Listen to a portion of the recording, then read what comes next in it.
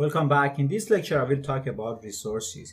Project needs people and equipment in order to be completed. So whenever you want to do a project, you have to assign these type of resources. First, to see how the schedule can evolve, because the availability of resource has an impact on the schedule, and also the cost of each resources has an impact on the cost of the project. So in order to do so, I'm in the view in project in MS Project, the view tab, as you see, and then we see the resource sheet.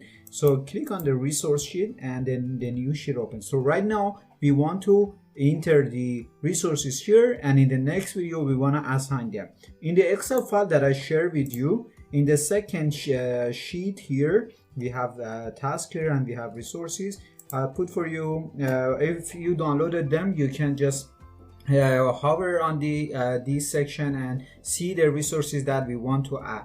But before just using these and entering these, I'm gonna just put one resources how you are able to do. So in the resource name, I put the name of the resource. For example, I put project manager.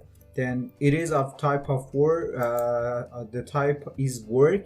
If you recall, there are three types of resources: work, and they are assigned by times. So it's either human resources or roles that does the job. These are the type of work resources. And then we have the material resources, and these are assigned by quantity. And then we have the cost, and cost is any type of resource that you use in order to implement the job, but they are not either used by time, or they are not assigned by quantity. So they are type cost, and you will see. So here I selected the type work for project manager because it is assigned by quantity, by time, and then I put PM as the initial, and as a group I don't want to put it, but I'll explain what it is. And then for the rate, I put $150 per hour for project manager in Canada. The overtime rate is the rate of the cost that this resource charge. So if you have, for example, $200 for overtime, you have to put it here. And one thing that is important is accruer, and for that you have three types. We have a start, end, and prorated, and means when you have to pay the money to this resource. For example, is it in the start, end, or is it distributed during the for example the time that this resource is used. So this is what you need to put. One more thing is the calendar. So you have the standard calendar for resource. You may need to, for example, adapt and change and customize your calendar for one of your resources based on the availability, but for the moment we stick to a standard. But I will explain this in the calendar and how you can customize it, but for the moment leave it to a standard. So that's the way you enter resources to your project. So in order to start to putting these, I'm gonna just copy everything from the Excel file because the format is similar to the MS Project here. So if I come here, I'm gonna just copy paste everything here, and that's done.